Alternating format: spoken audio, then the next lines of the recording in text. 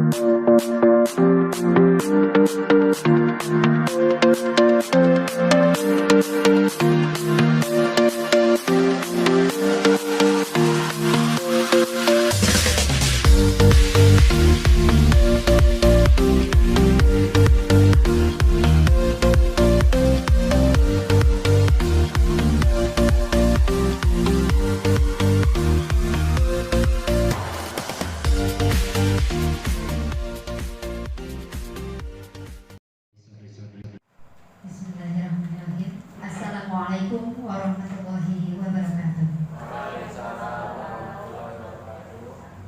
Alhamdulillahirabbil alamin wa bihi nasta'in wa la umri bimadin wa ala alihi wa sahbihi ajmain. Amma ba'd. Puji dan syukur marilah kita panjatkan kehadirat Ilahi Rabbi yang telah memberikan nikmat kepada kita semua sehingga kita bisa melaksanakan di acara kegiatan diseminasi ini bisa berkumpul bersama. Salawat beserta salam tak lupa pula kita curah limpahkan kepada junjungan kita semua yakni Nabi Muhammad Sallallahu Alaihi Wasallam. Hadirin Bapak dan Ibu yang saya hormati, pertama saya ucapkan terima kasih kepada Bapak Kepala Sekolah yang sudah memberikan izin dan senantiasa hadir di tengah kita bersama untuk melaksanakan diseminasi yang akan dilaksanakan secara berkolaborasi oleh saya, Happy Sofia, dan Bapak Ibu di sini. Kepada Bapak dan Ibu guru, tamu undangan, ya, saya ucapkan juga banyak terima kasih sehingga bisa berkumpul di dalam acara diseminasi ini. Baiklah, mungkin untuk membuka acara kami persilahkan kepada Bapak Kepala Sekolah.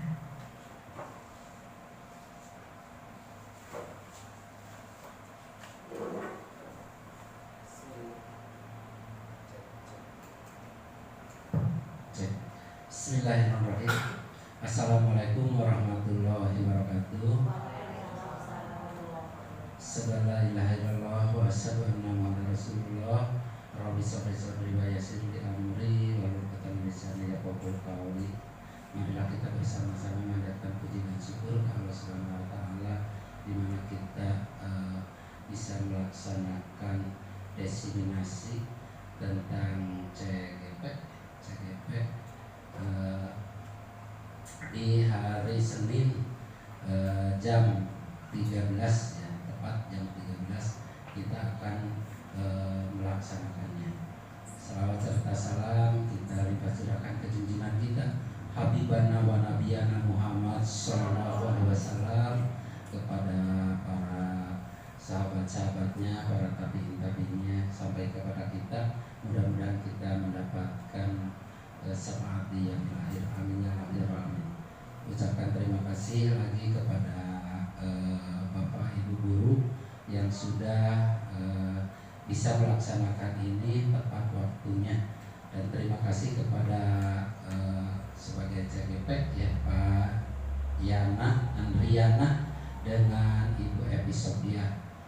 Untuk itu disuruh membuka ya dengan judul Kelas Inspirasi Menciptakan Budaya Positif di Sekolah UPTD SDN Negeri 3 Neglasari. Saya buka dengan ucapan basmalah. Bismillahirrahmanirrahim.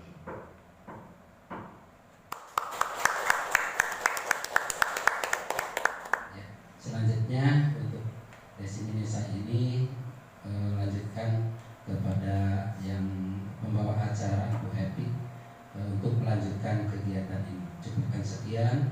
Assalamualaikum warahmatullahi wabarakatuh.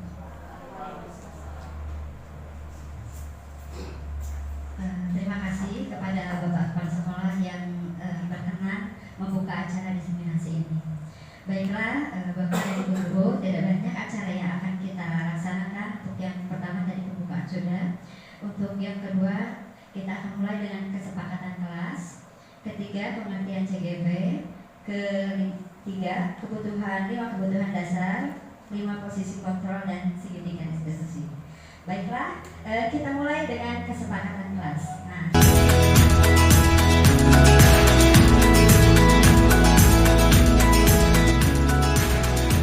alhamdulillah Bapak dan Ibu sudah nampak mungkin ya, karton. Di sini juga saya mempunyai memo ya di sini. Nanti Ibu dan Bapak menuliskan kesepakatan apa yang akan kita laksanakan di kelas selama 1 jam ini ya kurang lebih. Silahkan bebas saja, misalnya kesepakatan apa yang akan kita raih.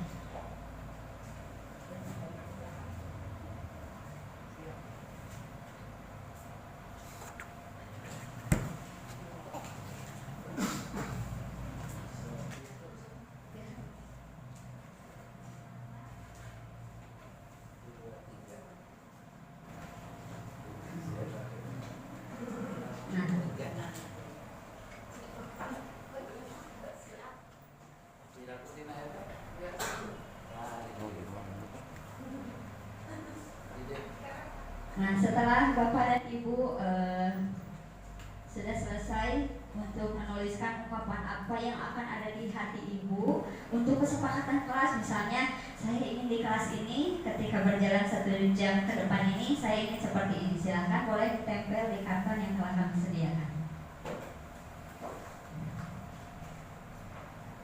Bebas saja apa yang Ibu pikirkan, apa yang Ibu rasakan, boleh sih. Ya, sudah?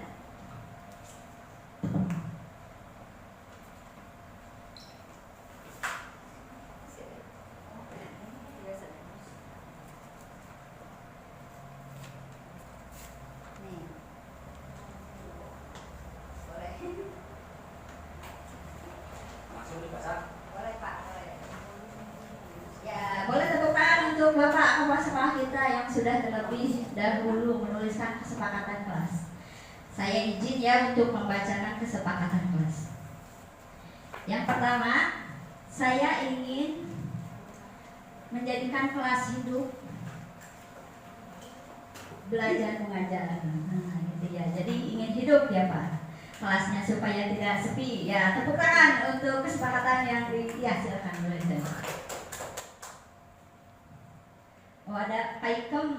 Nih, PAIKEM. PAIKEM itu pembelajaran aktif, interaktif, kreatif, dan menyenangkan. Ya. Selanjutnya, saya ingin 1 jam ini menyenangkan agar tidak mengantuk. Oh ya, siap. Ya. Boleh ada lagi? Silakan.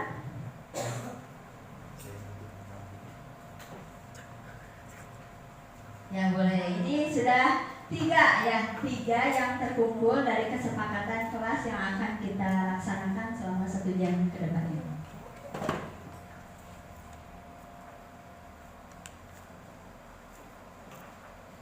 Ya boleh.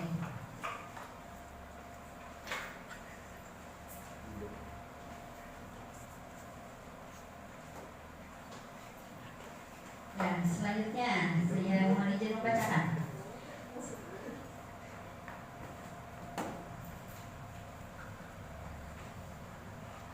Saya ingin jam ini supaya setiap siswa bisa aktif dalam pembelajaran dan menyenangkan. Ya, kelas harus sehat dan belajar tetap semangat. Ya, 1, 2, 3. Ya, masih ada yang belum?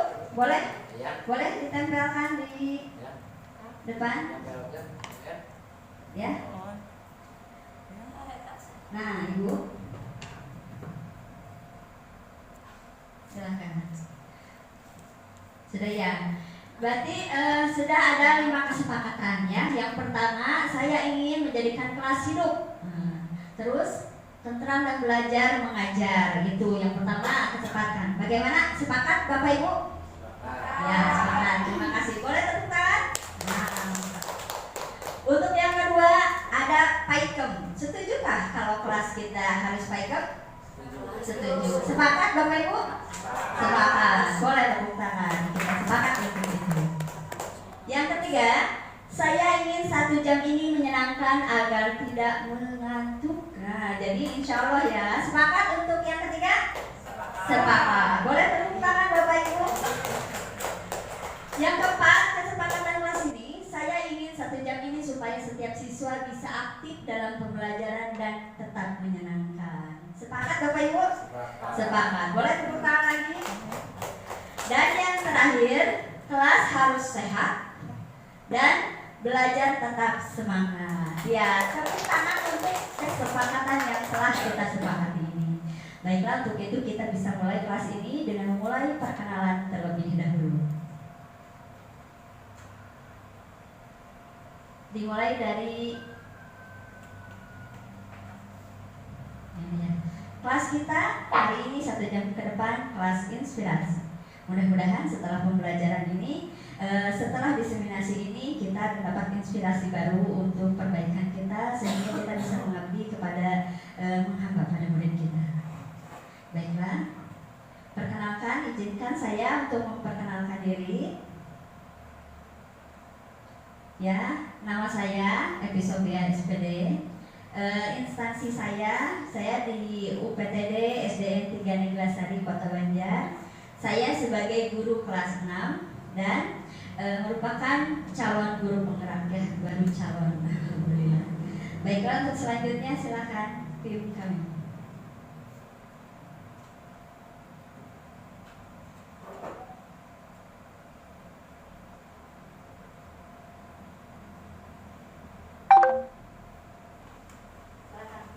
Bismillahirrahmanirrahim. Assalamualaikum warahmatullahi wabarakatuh.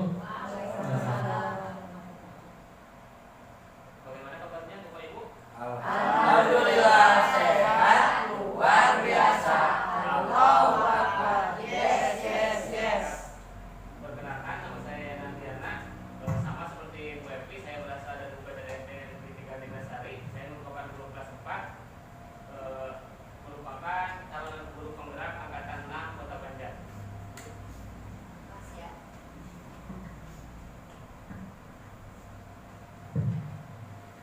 Baiklah, Bapak dan Ibu, tadi kita lanjut. Tadi kita sudah membuat kesepakatan.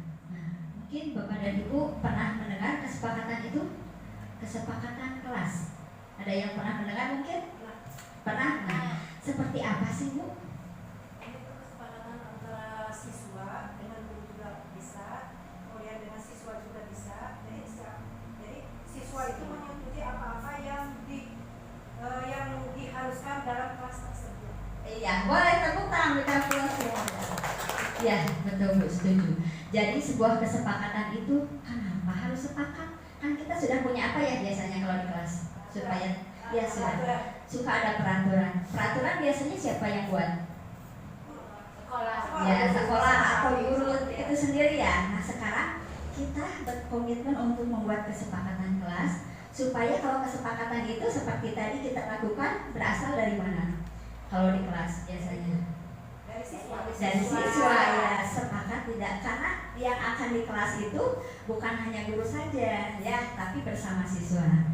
Nah, next. Jadi mengapa tidak peraturan saja? Mengapa harus keyakinan kelas? Nah, jadi atau keyakinan atau kesepakatan misalnya. Mengapa harus kesepakatan? Jadi untuk mendukung motivasi intrinsik. Jadi motivasi intrinsik itu yang bagus motivasi dari luar atau dari dalam? Dari dalam ya, motivasi intrinsik. Jadi kalau anak yang membuat, secara tidak langsung anak itu insya Allah akan mematuhinya. Berbeda dengan kalau kita memaksa ya peraturannya. Tapi kalau dengan kesadaran anak, kemauan anak, insya Allah peraturan itu akan berjalan oleh anak itu dan ditaati oleh anak itu dan juga guru ya, karena kita sudah sepakat ya. Kemudian kembali ke nilai-nilai keyakinan, lebih menggerakkan seseorang dibandingkan serangkaian mengikuti peraturan. Kalau peraturan, peraturan ya, jadi hanya seperti itu. Tapi kalau keyakinan, oh saya yang membuat, kenapa saya yang melanggar? Nah, paling tidak si anak itu ada motivasi dari dalam dirinya ya untuk menyadari bahwa peraturannya seperti itu. Ya silakan next. Nah, ini contoh-contoh keyakinan kelas yang bisa kita buat ya di kelas kita masing-masing. Misalnya anak itu, kesepakatan ini. Dan biasanya kesepakatan itu bersifat positif ya. Misalnya tidak mengganggu, tidak menghina. Kita ubah menjadi kata-kata positif dengan kata saling menghargai. Nah, seperti itu ya. Ini contohnya. Itu, dan sekarang di dalam kesepakatan kelas itu ada CGP atau calon guru penggerak. Seperti Bapak dan Ibu tahu, alhamdulillah mungkin di Kota Banjar ini kita semua mungkin ada beberapa sekian banyak mengikuti atau mengisi informasi atau link untuk menggunakan esai untuk mendaftar guru penggerak calon guru penggerak. Alhamdulillah mungkin merupakan kesempatan besar yang saya dan Pak Yana dapat, sehingga kita bisa mungkin hanya kebetulan bisa disebut kebetulan, kami mungkin terpilih dan takdir Allah mungkin kami harus belajar di CGP ini. Nah sebenarnya CGP itu seperti apa? Nah itu jenis CGP. Nah mungkin CGP itu pada dasarnya intinya itu seorang nanti dilahirkan seorang pemimpin pembelajaran sehingga nanti bisa numbuh kembang murid secara holistik, aktif dan proaktif dalam mengembangkan produk lainnya pendidik lainnya. Nah sekarang peran kami seperti apa? Juga mungkin ini bagi guru-guru yang lain nanti insya Allah untuk perannya juga ikut serta mendorong tenaga pendidik untuk menerapkan pembelajaran yang berpusat pada murid. Jadi kalau biasanya yang teacher center atau guru belajar dari awal sampai akhir, pulang terus hanya guru saja tanpa melibatkan anak belajar, itu pasti anak akan jenuh akan jenuh. Aduh tunggu jadi aja diajarin si ibu unggul. Nah seperti itu Jadi untuk itu kita harus melibatkan murid dalam pembelajaran itu sehingga murid yang aktif. Mengkapungkurnya istilahnya kalau berisik di kelas itu kayaknya, tapi untuk sekarang berisik itu sangat dibutuhkan, tapi dalam arti yang positif berisiknya dalam arti yang positif. Nah itu sehingga kita berpusat pada murid serta menjadikan teladan dan agen transformasi ekosistem pendidikan untuk mewujudkan profil pelajar Pancasila yaitu bergotong royong, kolaboratif seperti itu. Kemudian untuk nilai guru penggerak, ini ada nilai guru penggerak. Yang pertama adalah berpihak pada murid. Jadi kita harus mengetahui, kita harus tahu berpihak pada murid itu seperti apa. Bukan berarti murid seperti itu diturunkan kalau misalnya anak itu salah, itu kita juga pasti punya rambu-rambu tapi tidak menyalahkan secara otoriter seperti itu. Kemudian yang kedua mandiri, ada kemandirian di mana untuk meningkatkan potensi kita juga tidak hanya menunggu dari atasan saja tapi kita mencari tahu bagaimana apa sih informasi lain sehingga kita bisa meningkatkan potensi kita sebagai guru, sebagai pendidik tentunya. Kemudian reflektif. Untuk reflektif itu mungkin saya mengajar seperti apa selama ini, melakukan refleksi. Apakah saya sudah benar? Apakah saya sudah tepat? Apakah saya jadi sering melakukan refleksi. Yang keempat kolaboratif. Tentunya di sini untuk kolaboratif juga kita salingnya sebenarnya. Misalnya saya dibantu oleh kelas lainnya untuk berkolaborasi. Nah selain itu juga dalam pembelajaran misalnya ada kesulitan, kita juga sering sharing konsul seperti itu. Dan yang terakhir inovatif. Inovatif itu kita bisa membuat inovasi baru sehingga kita bisa melaksanakan pembelajaran dengan inovasi atau penemuan-penemuan terbaru. Mungkin itu dari saya. Untuk selanjutnya diserahkan kepada Pak Yana materi selanjutnya.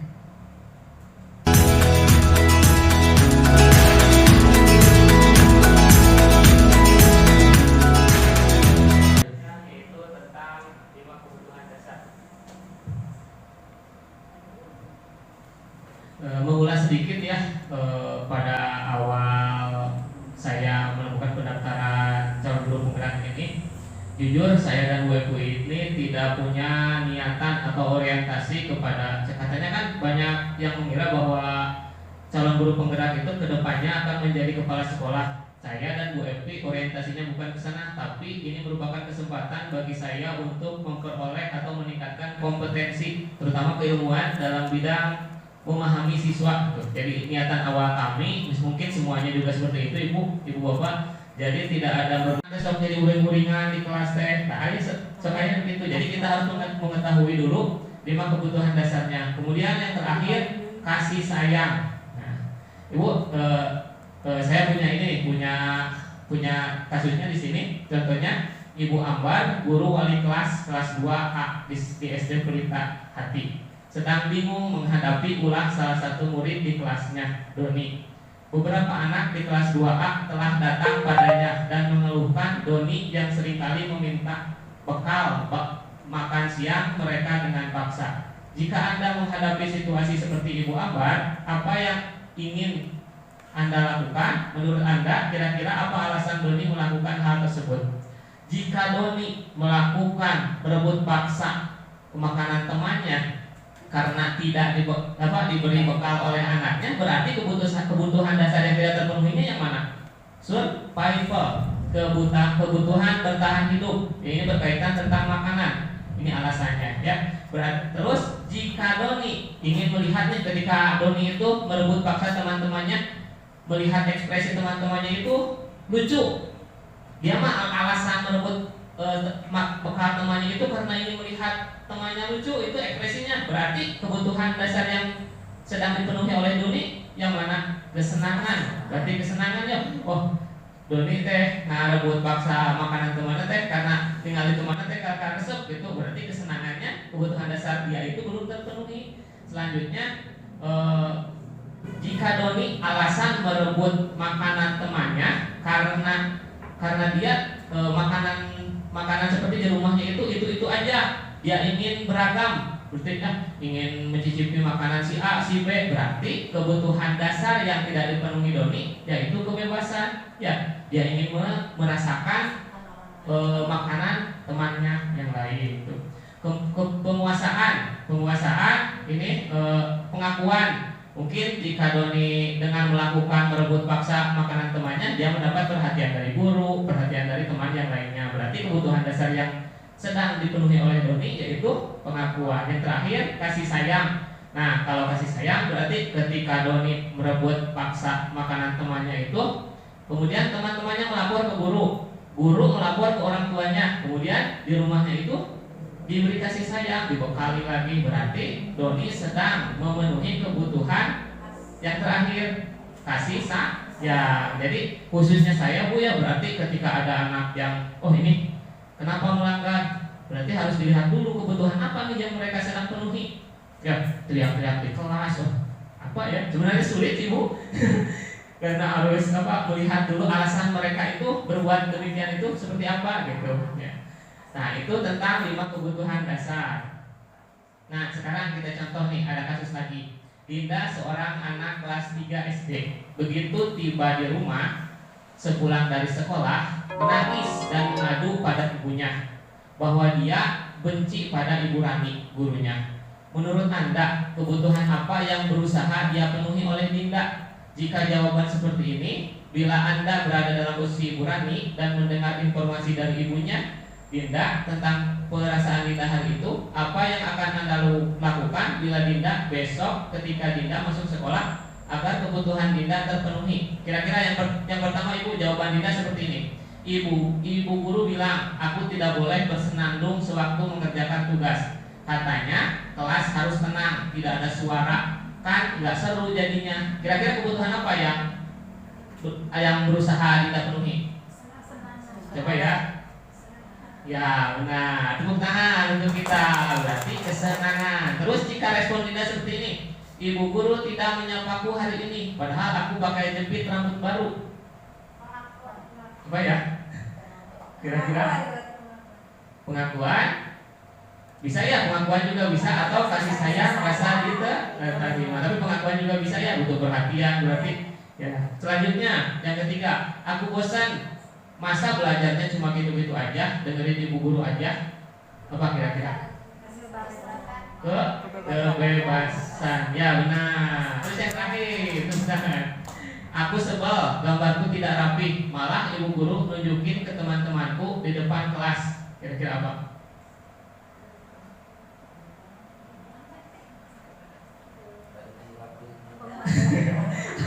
Benar-benar sih pahami ya dari ibu. Penguasaan katanya ya. Jadi ya tadi terlupa. Jadi kalau seseorang, ciri-ciri orang yang sedang memenuhi kebutuhan penguasaannya itu, jadi dia itu detail, jadi pinginnya sempurna ketika melakukan kesalahan sedikit itu, dia itu kecewa gitu pada dirinya sendiri. Ya.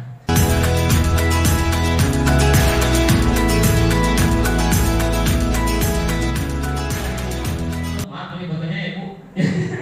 Selain dari 5 kebutuhan dasar yang harus kita penuhi tadi sebelum kita melakukan, jadi teori motivasinya selanjutnya yaitu 5 posisi kontrol. Nah, jadi kita sebagai seorang guru, kita sebagai seorang orang tua, kita juga harus bisa mengetahui materi tentang 5 posisi kontrol. Nah, sebelum ke materi, jadi saya sangat beruntung itu lolos menjadi CGP itu karena materi ini saya jujur belum pernah saya belajar di waktu S1 ataupun PPG. Jadi lebih ke psikologi, bagaimana kita memahami siswa gitu ya. 5 posisi kontrol yang pertama yaitu penghukum, nanti ya untuk ciri-cirinya. Kedua, pembuat merasa bersalah. Ketiga, teman. Keempat, pemantau. Yang kelima, manajer. Nah, kira-kira nanti kita itu berada di posisi yang mana ya? Nah, untuk 5 posisi kontrol yang pertama yaitu seorang penghukum. Biasanya ini cirinya itu penghukum itu melakukan hukuman secara fisik dan verbal. Biasanya ya kerum gitu melakukan kesalahan teh. Nah, seorang penghukum bisa menggunakan hukuman fisik maupun verbal. Orang yang menjalankan posisi penghukum senantiasa mengatakan bahwa sekolah teh jangan lereskeun, jangan lempengkeun gitu, jangan lempeng. Emang leres gitu, tapi alangkah baiknya jika mereka sendiri yang sadar bahwa mereka itu melakukan kesalahan gitu. Nah, contohnya misalkan posisi penghukum itu nada suara tinggi, bahasa tubuh, mata melotot dan jari menunjuk menghardik. Terlambat lagi, pasti terlambat lagi. Selalu datang terlambat. Kapan bisa datang tepat waktu. Jadi lebih menyarankan gitu. 5 posisi penghukum yang pertama. Hasilnya kemungkinan anak responnya murid akan marah, kemudian akan menjadi seorang pendendam. Ya. Menjadi seorang pendendam. Buruknya lagi sepulang sekolah bisa saja mereka melakukan mengekspresikan responnya tersebut kepada hal-hal negatif, bahkan kepada kita. Jadi hasil dari kita sebagai kita nih, misalkan saya sebagai posisi penghukum, jadi murid saya itu nanti bakalan kemungkinan akan bakal menjadi seorang yang pendendam gitu ya, pendendam. Terus posisi kontrol yang kedua yaitu pembuat merasa bersalah. Nah, ini saya juga sering ya.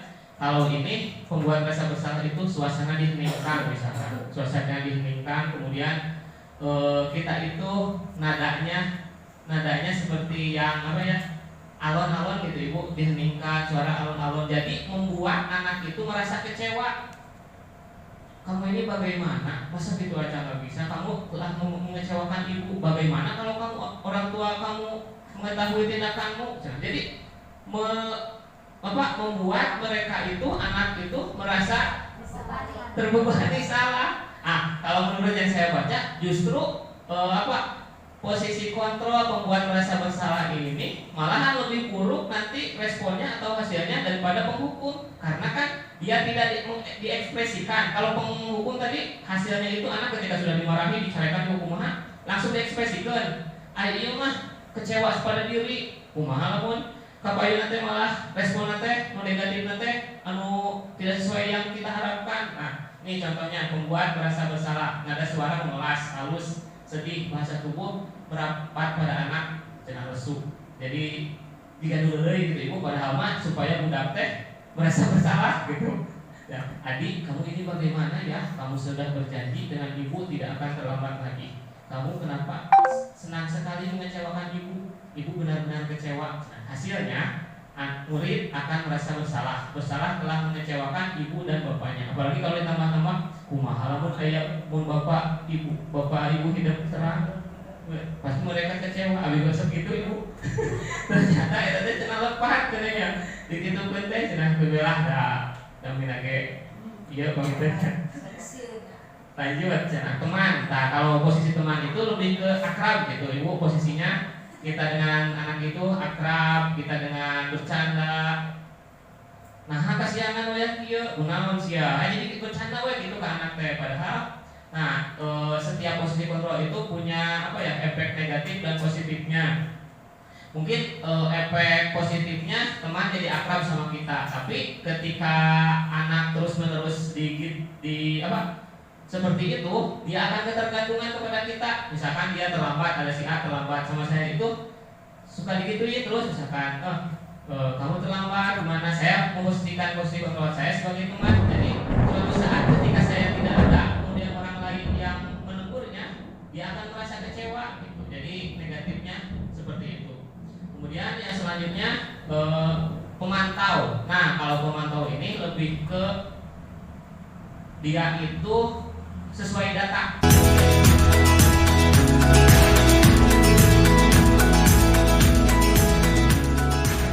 Sebenarnya kita harus introspeksi. Biasanya kalau anak melakukan kesalahan, saya di posisi mana? Apakah penghukum? Nah, sepertinya ya manusiawi ya, karena tidak semuanya kita belajar sama-sama ya ibu bapak. Mungkin ini pengetahuan baru untuk saya, untuk kita semua ya. Ternyata selama ini saya pernah ya membuat satu kelas menangis, bersedih. Tapi setelah mempelajari ini, ternyata saya di posisi merasa bersalah. Si anaknya nangis saat kelas. Pertama saya bangga saya bisa membuat anak itu menangis. Tapi ternyata efeknya itu membuat anak merasa bersalah seumur hidup, merasa gagal dirinya. Itu efeknya. Setelah itu saya astagfirullah, ternyata saya melakukan kesalahan. Yang mungkin dengan diseminasi ini kita berbagi saja ya, sharing saja, mungkin melalui guru penggerak ini kita bisa mengetahui posisi mana sih. Apakah kita penghukum, kita juga sudah tahu ya tadi efeknya seperti apa. Terus apakah kita pembuat merasa bersalah atau pemantau, dan yang lebih baik ternyata di posisi manajer ya, ternyata gitu. Jadi si anak dengan kita saling konsultasi bisa menyadari kesadarannya dan ada kemauan dari dalam dirinya ya untuk menjadi lebih baik lagi. Yaitu kemudian caranya bagaimana ya untuk supaya di posisi manajer ini. Yang pertama, di segitiga di sini ada 3 tahapan. Ada menstabilkan identitas. Jadi kita ada pengakuan dulu kepada anak. Misalnya tadi ya di dalam video tadi apa kasusnya tadi di dalam video tadi? Anak itu difitnah ya, marah-marah. Saya difitnah, nah situ. Iya pasti. Kalau kamu difitnah, dan bapak juga jika di posisi kamu pasti akan sakit hati. Ya seperti itu. Jadi menstabilkan identitasnya dulu ya, jangan tiba-tiba seperti itu anak. Kamu salah, kenapa kamu seperti itu? Nah ya seperti itu. Terus yang kedua, setelah menstabilkan identitas, kita validasi tindakan yang salah. Coba, kenapa tadi kamu melakukan hal seperti itu? Nah, ditanyakan apa kesalahan kamu misalnya. Setelah itu anak langsung, oh iya pak, saya ini tadi melakukan, saya marah seperti itu. Dan yang terakhir adalah menanyakan keyakinan. Coba, setelah tadi awal kita membuat keyakinan ya. Tadi ada kelas yang menyenangkan. Nah, kalau di kelas biasanya suka ada saling menghargai. Oh iya, ternyata dengan saling memfitnah atau marah-marah, ternyata saya melanggar keyakinan kelas. Sehingga itu akan timbul dari luar atau dari dalam diri sendiri.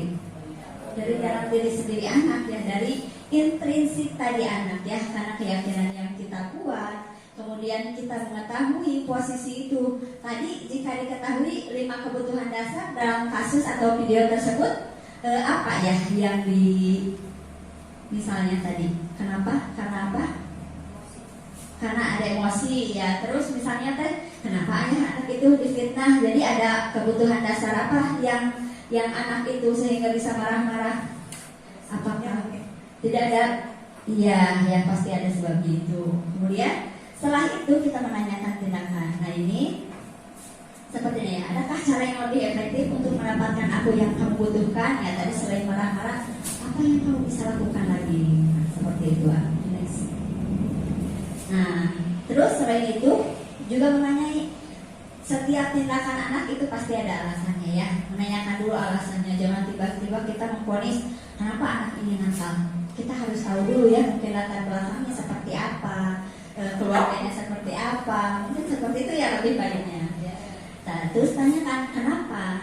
Setelah itu kita tanyakan kepada anak itu keyakinan kelas apa yang telah kita sepakati. Oh, misalnya dari anak tadi berdasarkan video ya, ternyata kita harus menyadari kesalahan. karena kita tidak saling menghormati. Mungkin seperti itu.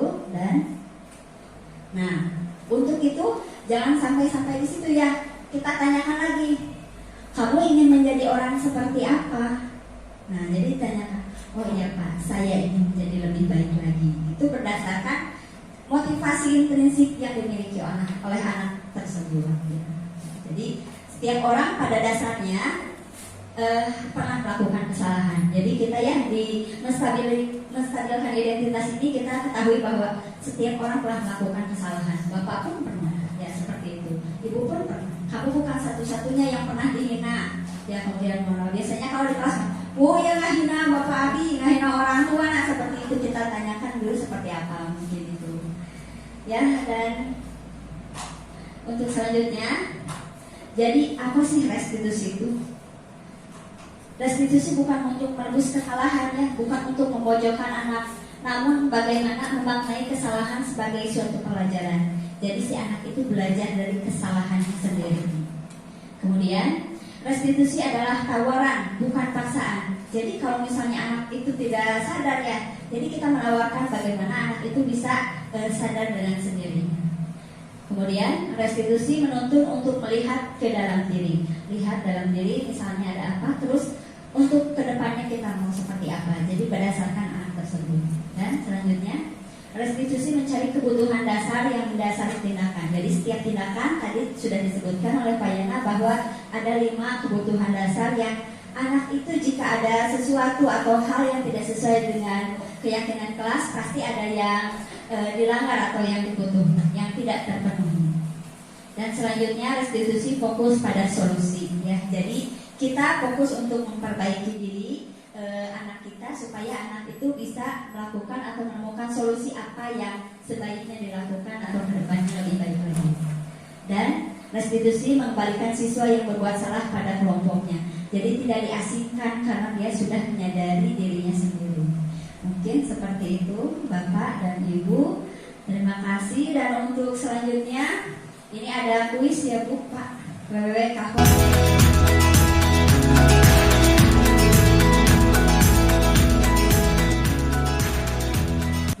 Ini kuisnya.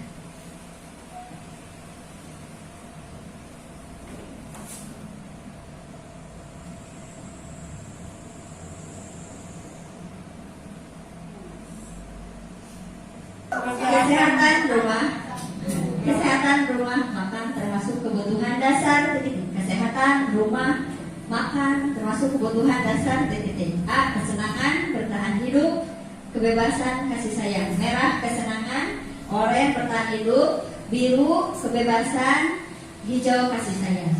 Kasih sayang, Kesehatan, rumah, juga makan. Jawabannya ini akumulasi. Nomor 3, tanggal berapa besok yang berulang tahun?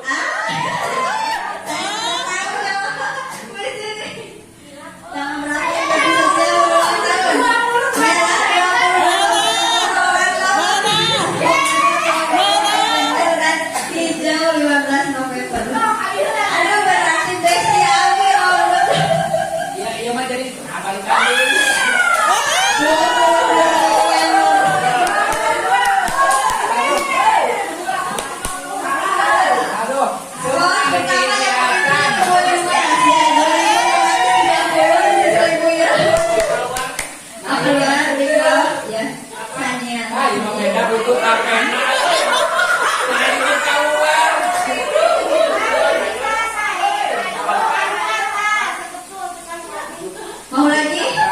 Mau lagi? Boleh satu lagi ya. Nada suara tinggi. Nada suara tinggi bahasa tinggi. 272 6692. 272 6692. Pertanyaan selanjutnya, nada suara tinggi. 6692.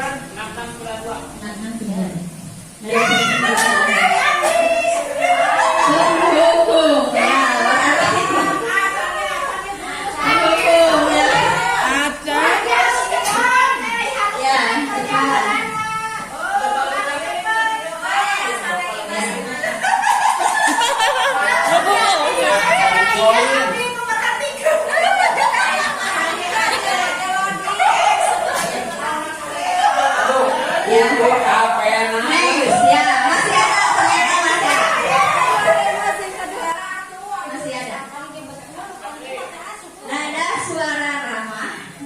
bercanda merapat pada murid. Mata dan senyum jenaka merupakan ciri posisi kontrol apa? Ini salahnya buat kontrol.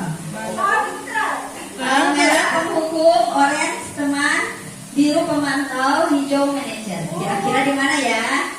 Nada suara ramah, bercanda, merapat pada murid. Nah, ternyata di posisi teman ya. Ramah. Ya, luput menyusul. Ya, persaingan sangat semuanya.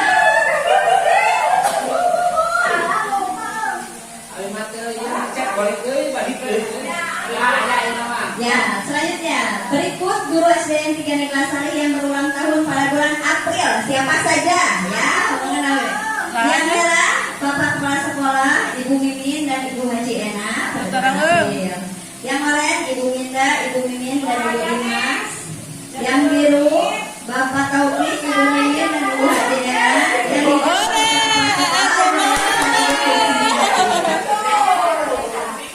oh ya, 20 detik.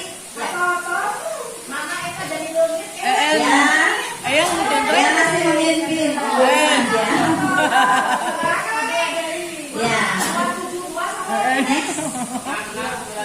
272 6692. Untuk pin ada di sini. 272 6692. Dua lagi. Siap, dua lagi pertanyaan. Beda tipis-tipis pertanyaan nilainya. Enak, Bu.